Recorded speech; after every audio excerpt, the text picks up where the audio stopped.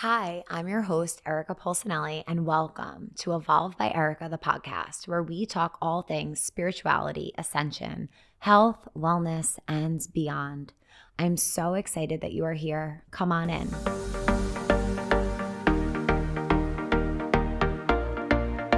Hi, guys. I'm so excited for you to listen in on this conversation with Yasmine. I met Yasmine through MWH, and the moment I met her, I just felt like this calm, grounded, centered energy. And that's really the energy she holds.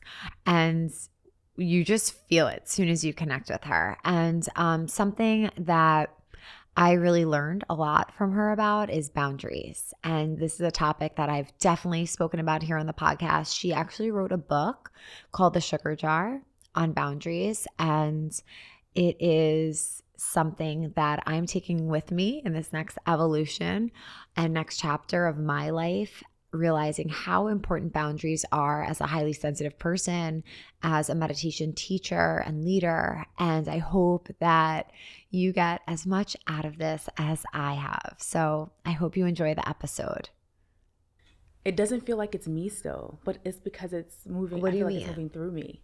Yeah. Like the work, like when I see it, it feels like, I don't know if you feel like this, but there's a separation between who I am and what I do. Mm-hmm.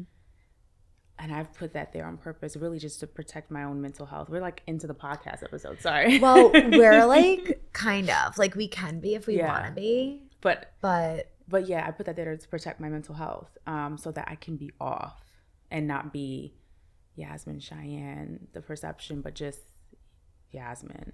Wow. So when I see the book, it's like that's the embodiment of the energy that I bring on and whatever I channel to help me create that for people. And I'm trying to make sure that I'm reminding myself, yes, and I also said yes to it and did it, and it's okay to hold it. Does it make sense? Beautiful. Yeah. Wow. Yeah. But it was very intentional for me to separate because I don't want my human self attached to the size of my community, the people I know. When I meet people, I don't care if you're a celebrity, you're this or that. I want to meet you as a human. I don't want. And yeah, that was my way of making sure that when I show up, I'm just showing up as Yasmine, not any of the things. But now I realize I need to reclaim some of that and like, it is me. I am. And embody it. Right? Mm-hmm. Yeah. Yes. Oh, I just saw like a sparkle. I see things, see energy. And as you said that, a sparkle right there. Like, boom. I love it. Do you need a minute to like ground or anything? I know you're just in traffic. I was in the elevator. I was like, and when I was even walking, I'm like, no, energy's on my side. Time's expansive. We got this. That's it. Yes. I love it. I'm so happy. Yeah, we're good. I'm so happy that you're here and that you made this time because I know how, first of all, you're not in the city anymore. You don't live here. You're coming here and you're getting so much done in the small time that you have here. And it's so true what you just said. I love claiming that energy and time is on our side and we're constantly creating the space for the things that we want to do and that we want to give our energy and time to. And I'm so grateful that this was one of those things. So thank you. Oh my gosh, I'm so happy to be here. Thank you. Yeah. It's been such a pleasure meeting you through MWH. I feel so grateful for the opportunity individually and then like collectively and being able to connect through that together. It's been so special. It really has. And it was like an instant connection, not codependently, like a natural energetic connection of we just of seeing the energy. And I feel like that's with all the creators. There's this like instant admiration of the work that they do, and it's no matter what we're doing, it's all like powerful embodiment work, I feel. And the moment I met you, talking about like that instant connection, you create such a safe, grounded and welcoming energy. And you're familiar with human design. You're getting familiar, I'm right? getting familiar, We've been talking about this. So I'm a projector and I function as invitation. So like I need to be invited in, and I see this in so many outlets for myself, like with friendships especially. I usually need people to take that first step and pull me in. And your energy and just your aura does that. I love And that. you allow people to feel so safe. And I thank you for that, because it's not easy for me to meet people unless I feel invited in. And usually it's much more direct, but your energy alone did that. I So love thank that. you. Thank you. You know, I'm a projector too, You are. which is I I feel in conflict with that Okay. because I feel like my Aries sun, I'm also an introvert. Like we're naming all the potential types of things you can be. Cancer rising, but I feel I feel that invitation piece when it comes to work. But in relationships, I feel like I can clearly sense, but maybe that is the invitation you're talking about. I can clearly sense that invitation, and then I'm like a yes to it, but I feel like in relationships I'm more extroverted. Interesting. Yeah. I think the numbers as well, like I am not an expert in human design, but I think like I'm a 6'2", I believe, and the numbers help us to understand more as well. So that might be different for us. Like I'm apparently considered a hermit. So you might have different numbers where like that aspect isn't completely aligning with you, and your whatever set of numbers you have can speak more to like that aspect of being more extroverted. Got it. But thank you for saying that in terms of creating a safe space. I feel like that is one of my gifts, and I try to just receive and hold on to it. We were just talking about this a little bit before this, but that's one of my goals for this year. When someone reflects something to me and it feels like a yes, I'm working on just receiving it and being grateful for being seen, Beautiful. and mirroring it. I love that.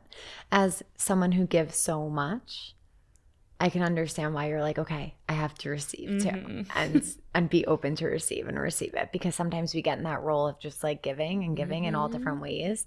And not to sound like so selfless, we get something out of giving as well, but being open and willing to receive too can sometimes bring discomfort when we're the one giving, and being able to do both and have that balance, I think, is so important. Oh my gosh, yes. I feel like that's, when we talk about my book, The Sugar Jar, the whole concept of it is around, yes, giving, and giving the sweet parts of you, the sugar, the time, the resources, the money, the attention, but also do you have access to that for yourself? And for me, I think I'm such a natural giver, and I'm like, oh, you have a headache?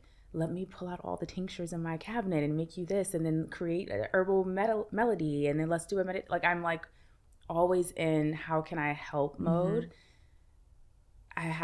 This season has really been about learning even compliments. Like when someone says, that was so kind. And I think my natural reaction is, thank you, but you're so kind. And it's like, I can just pause and receive. That's been really healing for me lately. Before you arrived here, I saw that you posted something actually that speaks to that. And it's something that I have really had to grow into. And I don't mean to butcher your quote at all, and you can repeat it in the way that you said it, but it was about, for your mental health, you accept that you don't need to tell other people what to do for their mental health, like something like that. I protect my mental health by, allowing other people to make their own choices, essentially. And not feel like you know what's best for them. Yes. And honoring their path. And it's been a journey for me, because I have found such peace and healing through my path that I've wanted to share it with the world and everyone I know and love. And especially like family. And I'm like, if you could just do this, things would get so much easier. Just do it. And then it's like, okay, I surrender, and it's available to them if they want it. And I open up to that, to them finding whatever it is they need. So I loved that share. Thank you for that. Thank you. Yeah, I feel like the reminder that everyone's not coming with me on this journey has been the biggest gift in freeing myself from feeling like it's my responsibility to bring everyone with me. There are folks who are coming with me. I mean, there's hundreds of thousands of people who are interested in both of our work. It's just the people closest to me. I'm like, you have access to me for free. Like, come on, let's do this. And they're like, not sure about the meditation. Don't care about the tinctures. I'm like, and people always say to me like, oh my gosh, it must be so lucky for your friends and family. I'm like, that's not all that's happening here. We're not meditating together all the time. There's this assumption that like my life must just be healed and all my friends and family must just be like soaking it all up. Yeah, right? No, not what happened. I love that. And it's so damn relatable. Yes. Even my spouse, like my partner, I love him. And I love that he's not as woo as me because I don't know, we'd be living on Mars or something if we were on the same level. But I've learned to just allow him to be interested in the pieces that he is interested in and release what he's not. And like when I find a place, I'm like, oh, you have to try this form of therapy. And he's like, I am not interested. I'm like, but it'll get rid of your pain. Right. He's like, not interested. I'm like, got it. Because when we respect other people's boundaries, we are allowing them to honor what's best for them. And we cannot ask other people to respect our boundaries and then consistently violate the people around us in the name of quote unquote love. And I've had to learn that the hard way, that I don't know what's best for other people. And this is hard because sometimes you're like, no, I've been there. I actually do know what's best. But it might not be what they want. And to know that people sometimes decide to choose things that may not be what's best for them, and that's the journey they are allowed to go on, that's tough. It's tough, and it could be really challenging to watch as well. And I think in those moments, I've had to turn so much to my faith and trust in the divine plan, because it can be so intense to just be the observer of. And it's true, like, we don't know better than anyone else for their own life and what they should be doing. And to try to take them off their path could be a huge disservice to them. We're not giving them, we're trying to manage their power. It's so empowered. One of the most empowering things about my experience is the fact that I chose it myself. And I try to remember that for other people. When you choose this work, whatever version of it you choose for yourself, that's where you stand in your power. I remember when I, whether it's you decided to stop drinking, or when you decided to start meditating, or when you decided whatever it is, that's when you felt like, this is the first time I chose me. And we don't want to bring people along kicking and screaming. We want them to walk with us freely. And I think the biggest learning lesson for me has been, you can love people and be in relationship with people, and they're not doing what's quote unquote best for them, and you can still be in relationship with them. They do not have to become your version of healed or whatever to be in relationship. And that's been freeing for me too. Just loving people as they are. And love, like really feeling that love, like taking whatever those feelings you may have and transmuting it just to love. Because love is healing, and sitting in that space can be so transformative for you and the other person as well. Because it's a frequency like everything else.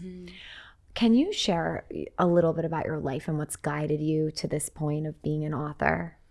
Yeah, I'm from New York. I'm from Brooklyn, and I am probably the least likely person that I would think would be in this work, because I was so from a place of logic, like X plus Y equals Z. There was no room for gray or energy or flow. I'm a veteran. I joined the military out of high school and served on active duty for 5 years.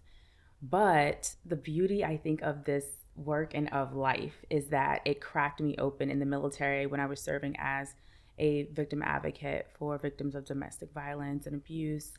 And just, I think, being so young, one, but two, recognizing that I had a capacity to hold space for people who had been through really hard things. And I've never said this publicly, but I think part of it is because I had also been through really hard things. Being someone who mirrored this for them. Like, I see you, you see me. It made me realize that I had a gift for helping them feel safe and seen. And it made me curious about what it was about me that I was able to hold that space for them and still live my life and not feel absorbed. Because for a lot of people, they couldn't be exposed to their stories and the things that they were going through and still feel grounded and able to live their lives. And so I started my own healing journey while I was in the military. That was almost 15 years ago at this point, over that. And once I started my own healing journey, it became clear to me that this was something that I should be doing. And I will be honest, I was like, why can't I just like be a lawyer? Like, why does it have to be this? The reason why I felt like that is because I knew that it would encourage me to go deeper. I've met, and you're in this space too, not everyone in healing is doing the work. Like, that's a fact. But for me, I knew that it was going to be an invitation to truly heal myself. And I think I was nervous about that at first. And so I wrote about it. And I took the time to develop this. And I started this at 9 years old. But like, once I started my healing journey, I really started to dive into this internal conversation with myself. Eventually, I finally got the confidence to share it. I didn't start sharing on Instagram until 2017. I would just be healing through word of mouth and doing workshops and working with people one-on-one, literally through, the old school way. Like, someone refers you to someone else and putting up something on your website and getting people to come and sign up. And that kind of changed everything. I didn't really realize, I saw social media as a distraction from the work at first. And I didn't realize that I could be authentically sharing what I'm sharing in a space that may have lots of what is perceived as distractions, but people are looking for answers and can't find me unless I'm there. So that's kind of a concise version of the story of how I got to where I am today. I love that. Mm-hmm. Wow. I know social media has become almost like our main news outlet, I want to say, like and not just the news of what we see on the news, but just anything that's going on. That's where we find it. It's almost like the new Google. It's true when you say it like that. Anything you want to find, you can. And now you could even search.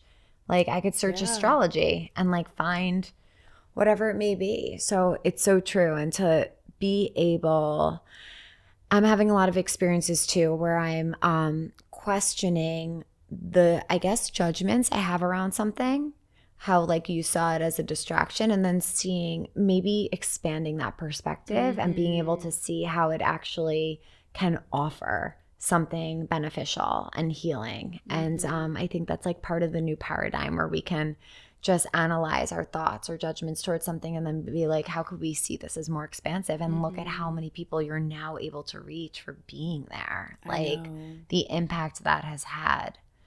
Was there one moment, like, I understand being a counselor and assisting people through a really hard time helped to open you up, but do you remember like one distinct moment that led to this quote unquote awakening? I think that the biggest one, well, there were many, but one of the big ones was when I got divorced, or when I knew I was going to be getting divorced. And I think it's because it went against all of the stories. So like the judgment I had, or the perception that I had about social media being a distraction, quote unquote, was a story. It wasn't really true. But because I believed it to be true, I was making all of my decisions based on that truth.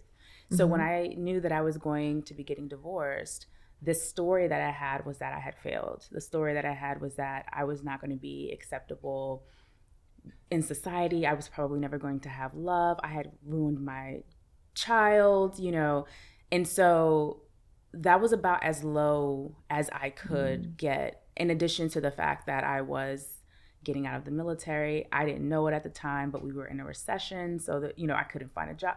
So it was like every aspect of my life and what I thought was the definition of having done well was being unraveled. And even though I had already been on my healing journey at that point, it was the first time that I got to put the tools to the test for myself. and really begin to see how they could show up in my life, but also that it's not as easeful as I was expecting. This awakening period was like a 5-year period of just anxiety, depression, low self-worth, and confusion about who I was and why it had to be so hard. And so I really feel like that was my quote unquote fighting period. I had to fight to choose myself because I was really contemplating just reverting back and being like, maybe it'll just be more easy to pretend. Maybe it would just be more easy to ignore like all of this because it seems like everybody else is doing great. Like, you know, why do I have to like contemplate why this matters? Maybe I should just get a job and move on. And I couldn't. Yeah. Yep. You had the call. I had and the you couldn't call. ignore it. Yep.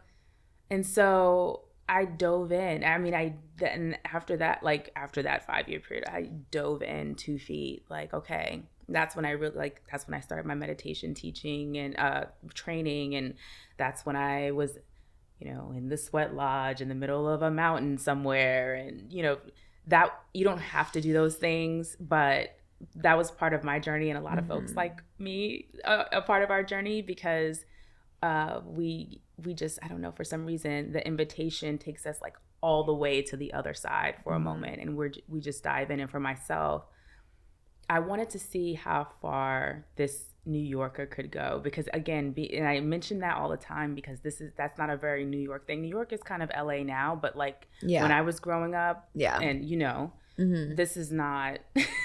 Yes, it was.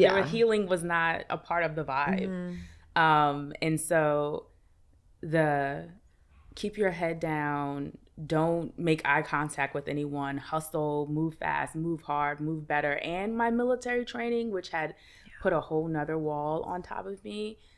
It was time for me to break all of that down and to see who I was without all the societal stories, contexts, and beliefs about who I should be or what a person like me should be, and kind of let it go. And so powerful. Wow. And what led you? I want you to share about the sugar jar because the focus of it is so important, and I resonate so much with the importance of boundaries. But share a little bit of what led you to that focus of your book, and tell us, I don't know, anything that like you think we just need to hear for those who haven't read it. Like, what will they get out of it, and why everyone should read it. This is another rock bottom. That's what's so funny. I think that's important. I have hit many rock bottoms. None seem to be as hard as the last, thank goodness. It's like, oh, I'm hitting my rock bottom. So, my rock bottom right now might be the floor. Before, my rock bottom might be feeling like I'm falling 23 stories down. They just depend. But I just given birth to my second daughter, and I was burnt out. I was exhausted. I was exhausted and burnt out, even though I was doing what I loved at the moment.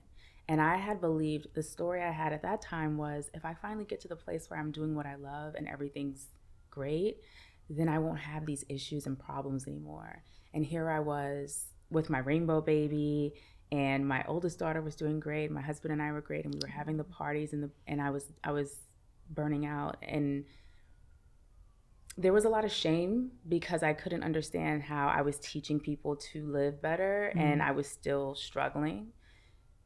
In that moment, I just genuinely believe divinely the sugar jar came to me, and that I felt like a jar of sugar. And people were coming into my energetic kitchen, taking the sweet parts of me, my time, my energy, my money, my resources. They wanted to pick my brain. But I didn't understand how they were getting in, and I realized I didn't have a lid on my jar. I didn't have the boundaries in place that I thought I had in place. And I was just sharing this like with a friend on a voice note. It was never supposed to be shared publicly. Wow. It was never supposed to be something that turned into a book. I shared it with this friend, and she was like, you need to talk about this publicly. I didn't even think it was anything. Yeah. And then I talked about it publicly on her podcast, and people were like, oh my God, can we do a workshop? So then I just started teaching workshops, and I still at this point was like, it's just going to be like a year thing, and then we're going to move on. But everybody wanted to talk to me about it, and I realized maybe this is a book. Maybe this is because it really was the framework of my teaching, which is, it was always about boundaries for me. It was always about understanding how to reclaim your power, reclaim your energy, and have autonomy over yourself. The sugar jar just helped me to really give people the visual. And I think because I'm always a teacher, I always say I'm a teacher for people who feel like it's not going to work for me. So the sugar jar became the easiest way for those folks. You don't have to remember all the tools. You don't have to have the right yoga mat. You don't have to have all the things. Everybody's seen a jar of sugar. Doesn't matter which jar of sugar it is yours full or empty? And if it's empty, what do you need to do to get back some of you? And I think that that's why it's been resonating so well, because people can easily understand the ways in which they might be not prioritizing themselves and giving too much of them away. Yeah, it's so true. Wow. And it's so cool to like how organically it occurs when it's like your mission and your dharma and what you're supposed to bring into the world. It's like people, it unfolded for you. You were able to see there was a need for people to know and understand this and learn how to have these boundaries, because I feel like for so long we've been conditioned to think we have to overgive, and that's the right thing to do, and we should take other people before ourselves. But at the end of the day, it's the oxygen mask. It has to go on us first, and we have to fill ourselves up so we even have some sugar to give, because if we don't, we won't have anything to go around. Right. And I think for most of us, it's also reclaiming the idea. For a lot of us, we think people are taking from me. They keep coming in, they're violating my trust. We like to put it on everyone else. The sugar jar switches that around. How are you giving? How are you saying yes to these things? And if you don't want to be saying yes, how can you start being honest with people? And most importantly, yourself, about what you don't have time for. People don't want to do that. It's a lot sexier to say my friends are selfish. It's a lot sexier, or attractive to say my partner doesn't get me. It's a lot tougher to say I didn't tell them the truth because I was afraid I would hurt their feelings, or I didn't say no because I was afraid that they would leave me or that I wouldn't belong. Because a lot of the times when we're saying yes when we don't want to, it's because we feel like this is how we get seen, loved, respected, and validated. And we're reprogramming ourselves to realize that we can have all of that love, being seen, being respected, being validated, being cared for, while also honoring ourselves and keeping some of it for ourselves. Yeah. And it's hard to believe that, but it's the truth. And healthy relationships is the truth. It's so true. What are 3 tips you would give to someone that has difficulty saying no and honoring their boundaries? I think the first thing that people need to do when putting a boundary in place is ask themselves, am I being honest? When you say yes, a lot of us are giving a resentful yes. Like, yes, okay. Versus yes. So am I being honest when I said yes? This doesn't require, they need me. Like, this isn't about that. Like, was I honest when I said yes? So, like, did I honestly want to say yes? I want to do this. Okay. Did this feel good to me? Am I excited about this? The second thing that I think is important is, do I trust myself? Because sometimes we feel like I have to say yes. And the reason why we feel like we have to say yes is because if I say no, I might lose. And when I think that I might lose if I say no, I want you to question, do you trust that you don't know? Do you not trust that your yes or your no are what you truly want? And I know for myself, I still am rewiring my self-trust for decisions that I've made that haven't turned out the way that I wanted them to. Most human beings are learning to trust themselves in different ways, in different capacities, whether it's in your relationship, in friendships, in your marriage, when you have children, at work, in business, for sure, in business. And so getting curious about that, because your yes could be, or your no, whatever you're saying, could be coming from a place of lack of self-trust, which leads to number 3, because if it's coming from a lack of self-trust, then your yes or no could be coming from a place of scarcity. I have to do this. If I don't do this, then whatever story you believe, I'll lose them. They won't see me. I'll lose my job if I don't stay late. My partner will find someone else. They'll cheat on me. My mom won't, whatever your story is. And the reason why it's important to kind of go through these, and I'm sorry, it's not those tips that are like, no, I'm loving write down these. your list of. No, I'm loving these. It's like you have to be willing to see how it's you. We can't control everyone else. People do not care that you're overwhelmed. People do not care that you're overburdened. They're going to ask you to show up. It's not that they don't love you or see you. They need you. It's going to be your responsibility to tell them whether you can meet them or show up for them the way they're asking you to. Yeah. The only way you can do that honestly is if you ask yourself if you have the space. Now, obviously, when someone says, the quick tip that I can give you, when someone comes to you and says, hey, can you help me move? You're not going to be like, hold on and give me 45 minutes and do all these questions that I just gave you. You're going to be like, oh my gosh, let me look at my calendar. The way that you begin to have the spaciousness to answer them honestly is stop answering requests right away. Okay. I like this recommend everyone wait 24 hours. Even if it's your best friend, when your best friend says, hey, do you want to go to dinner tonight? Oh my gosh, that sounds so exciting. Let me get back to you tomorrow. And if we can, we'll figure out the places that we can. And if we can't, we'll do it another time.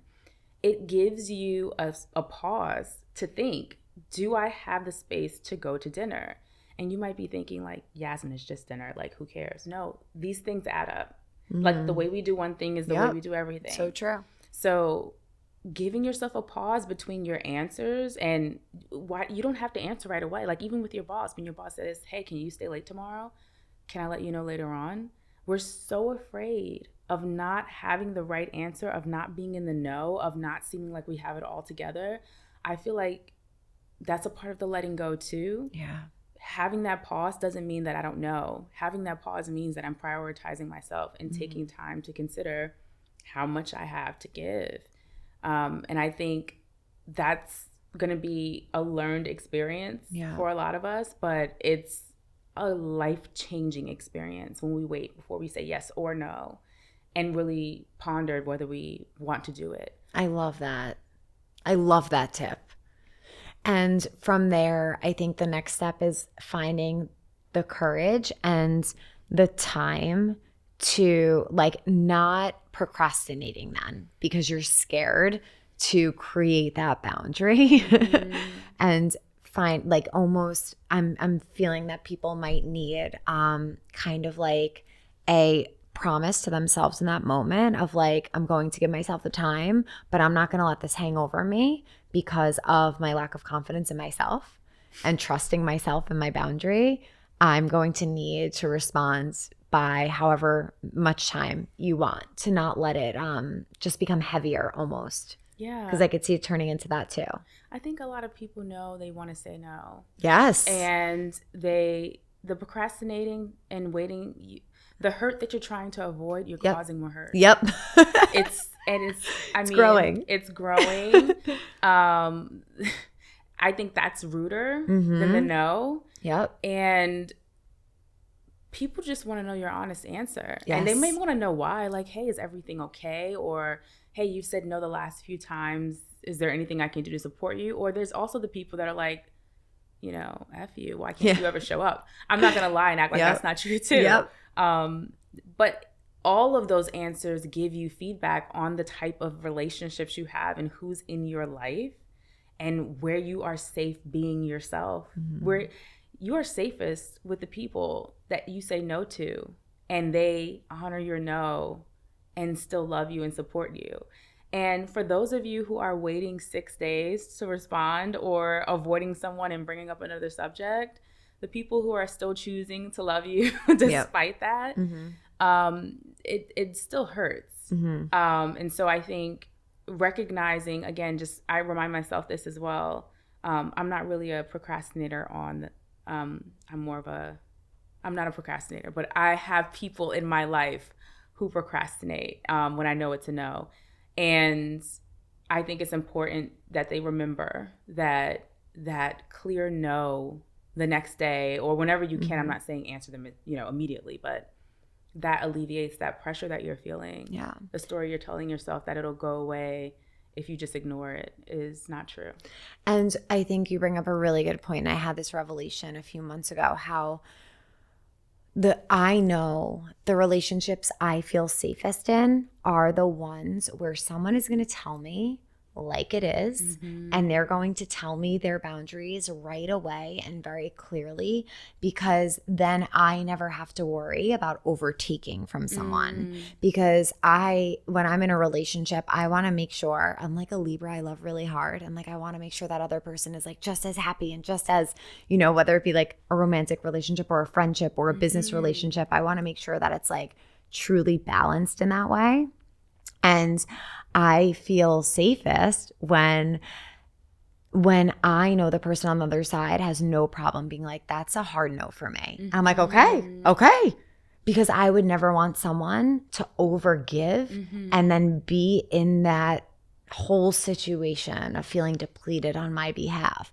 And that's actually given me a lot of courage to step up with my own boundaries and knowing that by creating them, I'm fostering a healthier relationship between us, and they feel safer from me being transparent and honest, even if it stings in that moment, like, she doesn't want to do this with me or she doesn't want to do this for me. It's like, okay, next time they come to me and I give them a yes, they know it's a hell freaking yeah for me. Yeah. Because otherwise I would have said no. Yeah. And the overgiving too, like, I mean, I even at this point I'm in my journey, I'm like, if they overgave, not really my responsibility. Yeah. It's tough, but it's like, I didn't know you were overgiving. Yeah. I asked, you said yes. I'm sorry. You should have said no. Like, not my responsibility. And so, because then we get into, I need to mind read. I need to be codependently making sure that you're okay. I'm not a healer in this relationship. We're just friends. Like, what do you need from me? Yes. It's a game changer. But I feel like every one of us, I mean, I'm still on the journey. I teach boundaries and I'm still on the journey. We're on the journey forever, learning how to be as honest as we can and be ourselves. And I'm one of those tell it as it is people. And I've had to learn how to like not be so tell it as it is. My gosh. Pull it back a bit. And that season has been present for me too, and recognizing, oh wow, I get to see very different sides of people when I pull it back a bit, because as honest as it is, it can land a little heavy. And it's, it's said with kindness, but still it lands a little heavy. And I can see how my vulnerability, it's a difference between being brutally honest and being vulnerably honest. And I can see the difference in my vulnerability in my relationship and connections when I pull that back. And then also, just one last point with the boundaries or with relationships, for people who don't make me feel safe, because I feel like we covered the safe folks, but for people who don't make you feel safe, it's harder to set boundaries because it's not safe to set boundaries with them. So you may end up avoiding them. You may end up trying to ghost them or ignoring them. Those I call barriers. Walls. We put the wall up. Like I don't feel comfortable having a healthy conversation with you and getting to a boundary or sharing a boundary, so I just ignore it. And that's sometimes something that we do that feels like the healthiest thing that we can do to protect ourselves from people who have shown us that they're not doing the work, they're not safe to have conversations with. And so don't feel like you have to be having these kinds of conversations with people that you know aren't safe, is my point. Because these conversations, setting boundaries, having healthy communicative discussions, those are for people who you can have the safe conversations with. People who you don't have the safe conversations with, or who have shown you that they're not capable of that, or don't have the capacity, or maybe just aren't interested, that's when you just put the boundary in place, like, we're not discussing this, or maybe we don't have the relationship, or I only see you in these circumstances. Yeah. Beautifully said. Thank you so much for all of this wisdom. It just flows through you. And you could just see, like, I'm sure listeners can hear it. I can feel it, that you're just like this channel of so much wisdom and so much helpful information. And I'm continuing to dive deeper into the sugar jar because that's been, I feel like my 2023. I typically don't, I'm not like a new year, new me, set goals or resolutions, but 2023, I felt this huge push. So I was going with it because intuitively I felt a shift, and something was definitely boundaries. So you've brought so much wisdom, and I really am so grateful. Thank you. Thank you for having me. Thank you. Where can everyone find you? And just share the book again in case they're like, oh my gosh, I have to read this. Yes, which I'm sure everyone you can is. Find me at Yasmine Cheyenne on Instagram. And then the book is The Sugar Jar, and it's sold everywhere books are sold. Target, Walmart, Amazon, all the places. Incredible. Thank you so much for the work that you do and for making the time and space to be here. Thanks. Thank you. I hope you guys enjoyed that conversation. Thank you so much for listening in. And if you are interested in going a little bit deeper on boundaries and learning more about the sugar jar, you can check out her book, as it goes really deep. She's done such a beautiful job on it, and I hope you enjoyed it. Thank you so much for being here, and Satnam. See you next time.